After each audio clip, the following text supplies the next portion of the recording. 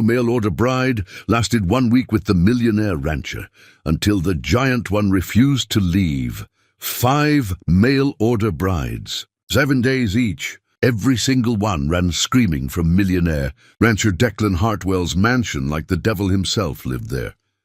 The stagecoach driver who delivered bride number 6, a towering 6'1" woman named Althea Crane, who made grown men step aside when she walked, looked at her with pure pity and said, "Miss, you seem like a nice girl. Turn around right now."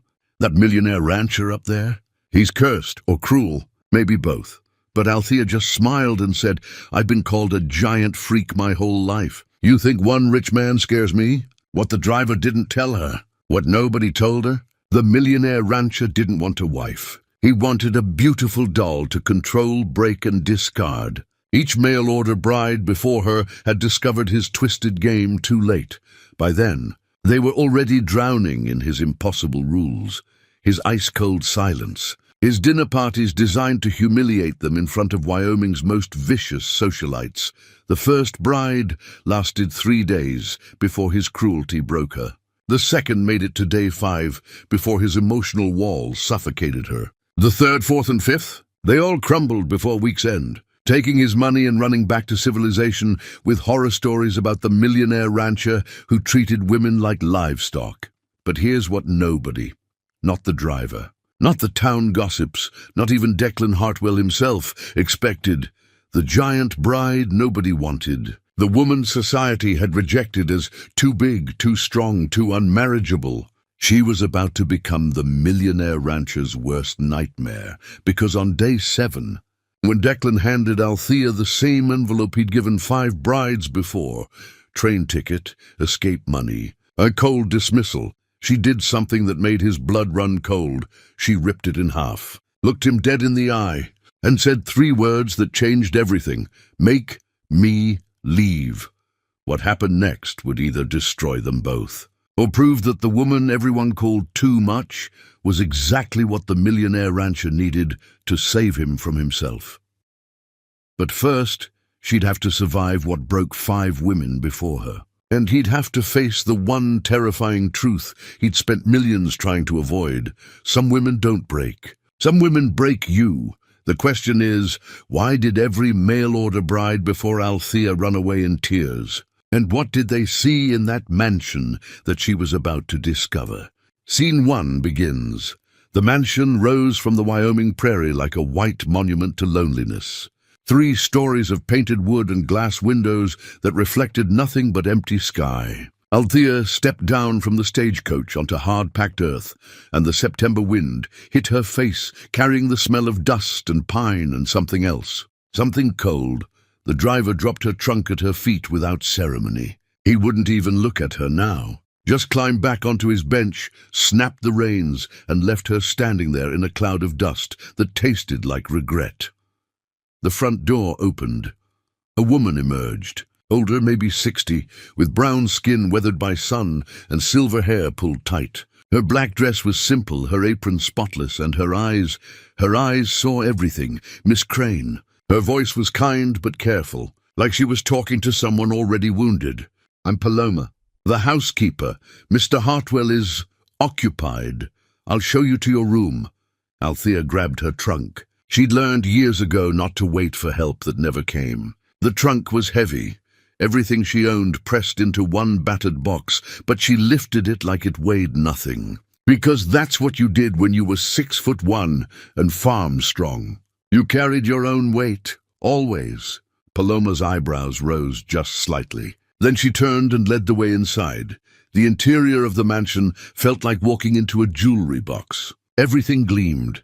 Crystal chandeliers hung from ceilings so high they made Althea dizzy. Thick carpets in deep burgundy muffled every footstep. The furniture looked like it belonged in a museum, all carved wood and velvet cushions and delicate legs that would snap under real weight. Althea had never felt more out of place in her entire life, and that was saying something. "The blue room," Paloma announced, opening a door on the 2nd floor. "Your room, not your shared room, not the bedroom. Your room." The message was clear. The blue room was bigger than Althea's entire childhood home. A four-poster bed dominated one wall, draped in silk, the color of a summer sky. A wardrobe stood in the corner, its doors slightly open, to reveal empty space waiting to be filled. A writing desk sat near the window, positioned to catch the afternoon light. It was beautiful. It was suffocating. "Dinner is at 7 o'clock, Paloma said. "Mr. Hartwell expects punctuality and—" She paused, her gaze traveling over Althea's plain grey traveling dress. The hem, 6 inches too short, because no seamstress ever had fabric enough for her height. "He expects appropriate attire. Does Mr. Hartwell expect many things?" Althea asked. Paloma's mouth twitched. Almost a smile, almost. "Yes, many impossible things. The last 5 brides learned that quickly." "How quickly?" "The longest any of them lasted was 7 days. Paloma's voice went soft, sad. "Most didn't make it past 5. Althea set her trunk down carefully. The floor was probably expensive. "What happened to them?" "They left. Or rather, they were encouraged to leave." Paloma moved to the door, then turned back. "Miss Crane, a word of advice from someone who's watched this tragedy 5 times already. Please, don't try to be what he wants. You'll fail. They all did. Just be yourself. At least then, when it ends, you'll know you tried." She left, closing the door with a soft click that sounded like a cell locking. Althea stood in the center of that beautiful prison and looked at her reflection in the full-length mirror across the room. She saw what she always saw, a woman too tall, too broad, too much. Her hands were calloused from farm work. Her face was plain, strong-jawed and sun-browned. Her hair was thick and copper-colored, but no amount of pins could make it behave like the delicate curls society preferred. Back in Minnesota, her sister-in-law had looked at her with disgust and said, "You're built like a draft horse, Althea. No man wants to marry a woman who makes him feel small. You'll die an old maid. Best accept it now."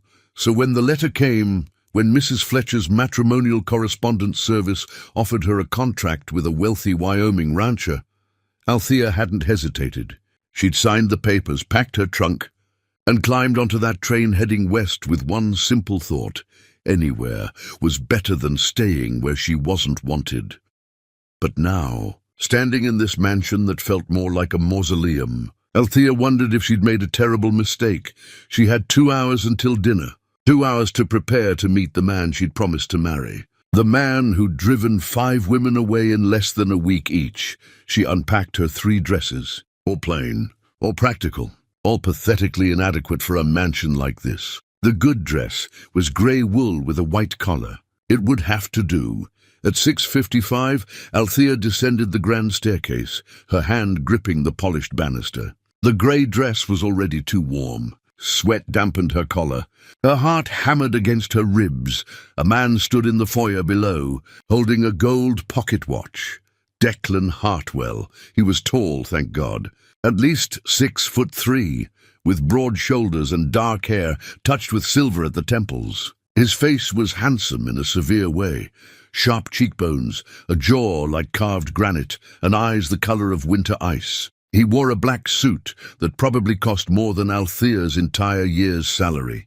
He looked up as she descended. Those ice-blue eyes traveled over her from head to toe. Not with desire, not with interest, with assessment. Like she was livestock being evaluated at auction.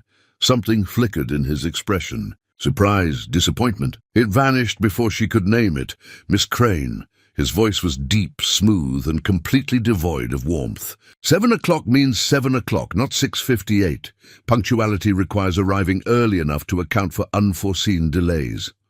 Althea stopped 3 steps from the bottom. It's 6:58. That gives me 2 minutes, precisely. 2 minutes during which anything could happen. A torn hem, a fainting spell, an unexpected visitor. One should always build in margin for error. Was he serious? His expression suggested he was absolutely serious. "My apologies, Mr. Hartwell," Althea said carefully. "I'll remember that for tomorrow." He snapped the pocket watch closed with a sharp click. "See that you do. This way." He turned and walked toward the dining room without checking to see if she followed. Althea descended the final 3 steps and trailed behind him, her stomach knotting tighter with each step. The dining room was massive. A table long enough to seat 20 people stretched down the center, set with crystal and china and silver that gleamed under the chandelier's light. 2 places were set, one at the head of the table, one at the foot, miles apart. "Sit!" Declan commanded, gesturing to the far end. Althea sat. The chair was delicate, spindly legs and a narrow seat, and it creaked ominously under her weight. She held her breath, waiting for it to collapse. It held, barely. Paloma appeared with the first course. Clear soup in a bowl so fine Althea could see her fingers through the porcelain. She picked up the soup spoon. There were 4 spoons at her place setting, and she had no idea which one was correct, and ate in silence. Declan ate with mechanical precision. Each spoonful exactly the same size. Each pause exactly the same length, like he was a clockwork man going through programmed motions. "The ranch is beautiful," Althea offered, desperate to break the suffocating silence. "How many acres?" 50,000. That's quite large. And cattle? 5,000 head. Primarily Hereford. Some Angus for breeding stock diversification. How long have you, Miss Crane?" He set down his spoon with the same precision he did everything else. "I'm not interested in forced small talk. We have a business arrangement. You will manage this household, accompany me to necessary social functions, and present an appropriate image to the community. In exchange, you will receive $50 monthly, room and board, and security. Personal intimacy or emotional entanglement is neither required nor desired. Do you understand?" The words landed like stones thrown into still water, sending ripples of cold through Althea's chest. Yes, I understand. Do you?" Those winter eyes pinned her. 5 women before you signed the same contract. 5 women misunderstood the terms. They expected romance, affection, love. He said the word like it was a disease. "I provide financial security and social standing. Nothing more." They found that arrangement unsatisfactory. "What did you find unsatisfactory about them?" Althea asked quietly. Something dangerous flickered in his gaze. "They were unsuitable, ill-prepared for the realities of this life, weak. Weak how? Weak in every way that matters." He returned to his soup. "I expect you'll prove similarly disappointing. Most do." The cruelty of it, the casual, matter-of-fact cruelty, stole Althea's breath, but she'd been called disappointing before. By her father who'd wanted a son, by her brother who'd inherited the farm and immediately made her feel like a burden, by her sister-in-law who'd looked at her with contempt and said she ate too much and contributed too little. She'd survived all of them. She could survive this. They ate 4 more courses in suffocating silence. Roast chicken, glazed carrots, fresh bread, berry tart with cream. Each dish was delicious. Each bite tasted like dust in Althea's mouth. When dessert was cleared, Declan stood. "Tomorrow, Mrs. Vivian Prescott and the Ladies' Society will call at 2 o'clock. They are the wives of Copper Fall's most influential citizens. You will dress appropriately, speak when spoken to, and avoid embarrassing me. Paloma will help you prepare. Good evening, Miss Crane." He walked out. Althea sat alone at that enormous table, staring at the empty chair at the far end, and felt the first cold fingers of fear wrap around her heart. What had those 5 women seen that made them run? And how long would it take before she saw it too? The Ladies' Society arrived at precisely 2 o'clock in a cloud of expensive perfume and malicious curiosity. Althea heard them before she saw them. High-pitched laughter and the rustle of silk skirts echoing through the mansion's marble foyer. Paloma had spent the morning attempting to make Althea presentable, pinning up her copper hair and lacing her into the grey dress that was still 6 inches too short at the hem and too tight across the shoulders. "Remember," Paloma whispered as the doorbell chimed. "They're vipers, every single one. Don't let them see blood." 6 women swept into the parlor like a perfumed invasion force. Leading them was Vivian Prescott, widow of Copper Fall's late banker, draped in lavender silk that probably cost more than everything Althea owned combined. She was beautiful in that fragile China doll way society worshipped. Tiny waist, porcelain skin, golden ringlets. Her smile was pure poison. Miss Crane, Vivian's voice dripped with false sweetness. How absolutely substantial you are. Declan usually prefers more delicate ladies, doesn't he, girls? The other women tittered like trained birds. Althea rose from her chair, the reinforced one Paloma had specifically chosen, and immediately towered over every woman in the room. The parlor chairs were dainty things with narrow seats and spindly legs. Althea had been terrified to sit down. Mrs. Prescott, ladies, thank you for calling. Althea's voice came out steadier than she felt. Oh, we wouldn't dream of missing the opportunity to meet bride number 6. Vivienne settled onto the sofa with practiced grace, arranging her skirts like flower petals. Tell us, dear, where exactly did Declan find you? Minnesota. My family had a farm. Vivian's eyes went wide with theatrical delight. How wonderfully rustic. What did your father do? Plow fields. Shovel manure? The other women laughed behind gloved hands. He grew wheat, Althea said evenly. 300 acres. 300. Another woman, Mrs. Catherine Mills, the mayor's wife, gasped. Why, that's positively quaint. Declan's ranch is 50,000 acres. You must feel like a field mouse in a palace. And your education? Vivian leaned forward, predatory. I assume you attended finishing school? Studied music and French? I went to school through 8th grade. Then I was needed on the farm. The silence that followed was devastating.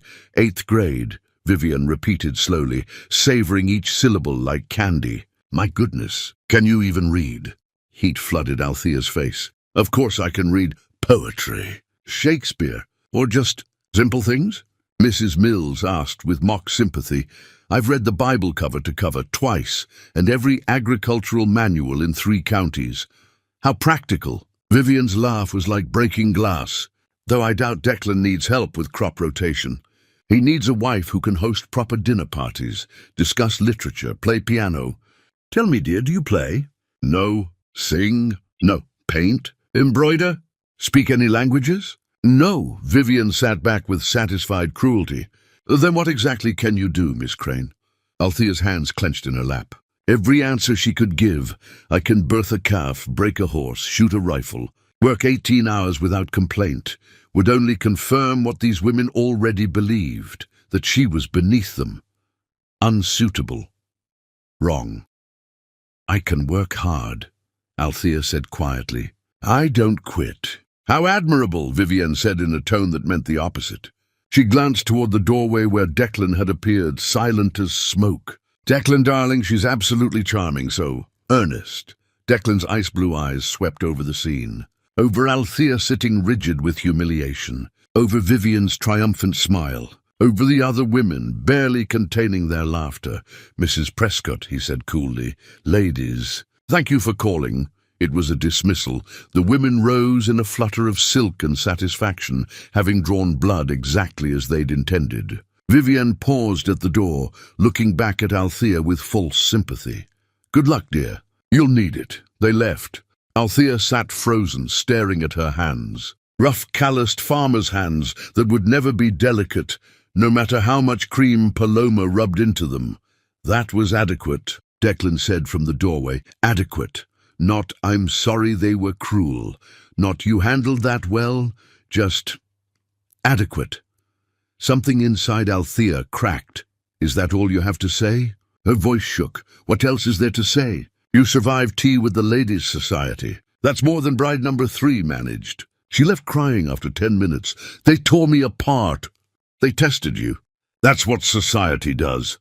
Declan's expression remained carved from ice. If you can't handle criticism from bored housewives, you certainly can't handle being my wife. Your wife? Althea stood, and for once her height felt like power instead of shame. I'm not your wife. I'm a trained dog you're trying to teach tricks. You signed a contract, I signed a contract for marriage. Not humiliation, Declan's jaw tightened. You're being emotional. I'm being human, something you clearly forgot how to be. The words hung between them like lightning before thunder. Then Declan turned and walked away, leaving Althea standing alone in the parlor, shaking with rage, and something that felt dangerously close to tears. She wouldn't cry. She'd learned years ago that tears changed nothing, but God, she wanted to. Althea didn't go to dinner that night. She couldn't stomach the thought of sitting at that enormous table, miles away from Declan, choking down perfect food, while he watched her with those cold, assessing eyes. Instead, she waited until the house fell silent, then slipped out the back door into the September darkness. The night air hit her face like freedom, cool and sharp and smelling of grass and horses and distance. She walked without direction, just needing to move, needing to breathe, needing to be anywhere but inside that beautiful prison. Her feet carried her toward the barns. Lantern light glowed warm through the slats. Voices drifted out.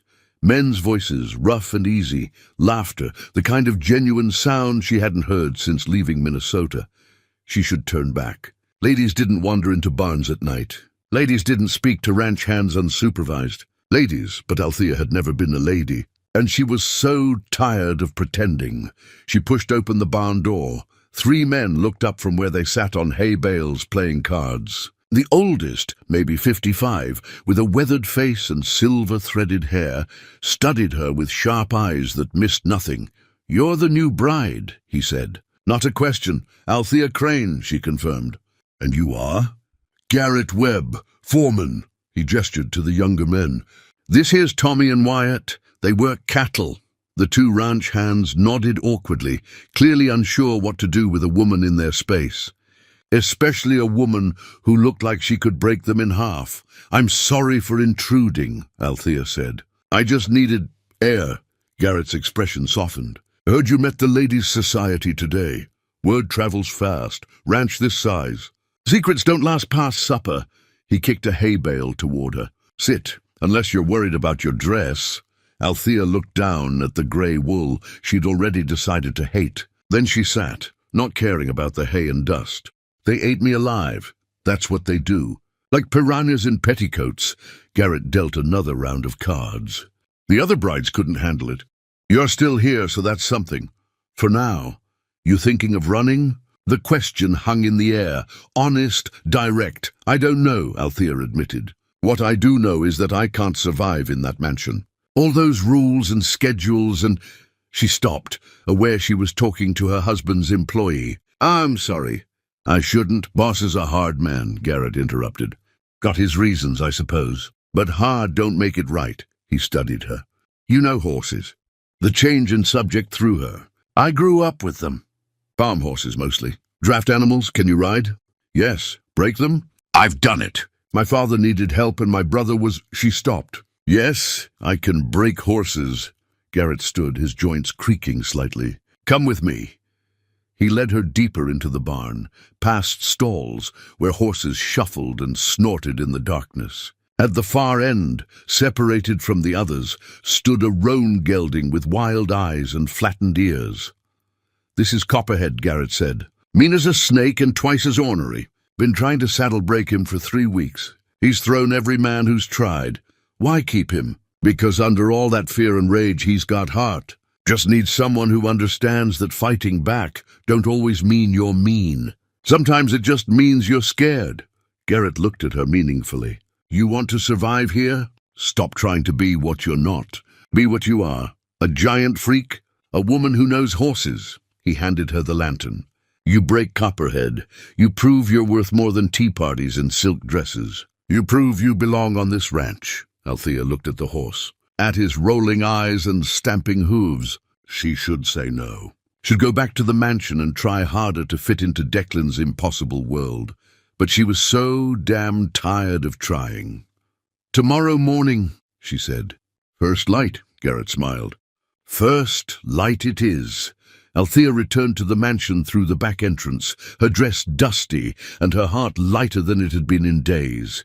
She climbed the stairs to her blue room, not caring that she'd missed dinner, not caring that Declan would probably add this to his list of her failures.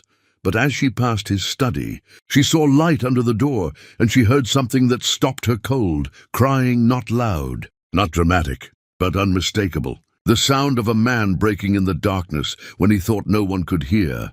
Althea stood frozen, her hand hovering over the door handle. Every instinct screamed at her to knock, to offer comfort, to reach out to this man who seemed carved from ice, but was clearly bleeding inside.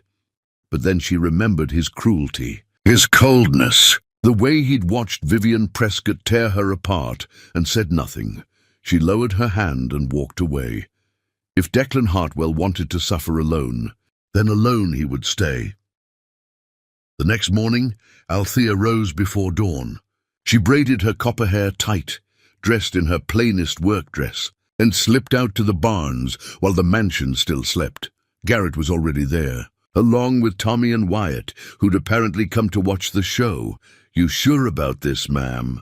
Tommy asked nervously. "Copperhead's put 2 men in the doctor's office." "Then it's a good thing I'm not a man," Althea said. She entered the corral slowly, empty-handed and calm. Copperhead stamped and snorted, watching her with white-rimmed eyes. She could see it in every line of his body, not meanness but terror. Terror of being hurt, terror of being controlled, terror of being broken. She knew that terror. She'd lived with it her whole life. "Easy," she murmured, not moving closer. "Just standing. Just being. Nobody's going to hurt you. I promise." It took 20 minutes of standing still before Copperhead's ears swiveled forward with curiosity instead of fear. Another 10 before he took a tentative step toward her. 5 more before he let her touch his neck. The ranch hands watched in stunned silence. Althea worked with Copperhead for 2 hours, never forcing, never rushing. By the time the sun cleared the eastern mountains, she was sitting on his back while he stood calm and steady beneath her. "I'll be damned," Garrett breathed. From his bedroom window, Declan Hartwell watched the woman he'd married, the woman he'd planned to dismiss within the week, sitting astride a horse that had defeated every man on his ranch. She looked magnificent, powerful, completely in her element. Something twisted in his chest, something uncomfortable and unfamiliar, something that felt dangerously like respect. He turned away from the window, his jaw tight. She was still unsuitable, still too rough, too big, too much, still destined to fail and leave like all the others. But watching her with that horse, Declan felt the first crack form in the walls he'd spent years building, and it terrified him more than anything in his life. Day 7 arrived like a storm everyone saw coming, but no one could stop. Declan had scheduled a dinner party. 8 of Copper Fall's most important citizens crowding around his table, watching, judging, waiting for the giant bride to fail. And Althea did fail. She knocked over a wine glass. She argued politics with the mayor. She laughed too loud at a joke. She was everything Declan had feared, too much, too real, too utterly wrong for his perfect world. When the guests finally left, Declan went to his study and returned with an envelope.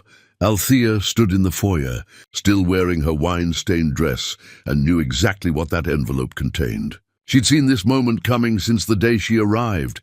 "Inside is a train ticket to Chicago and $500, Declan said. His voice was flat, professional, like he was terminating an employee, not dismissing a wife. "You're unsuitable for this arrangement, Miss Crane.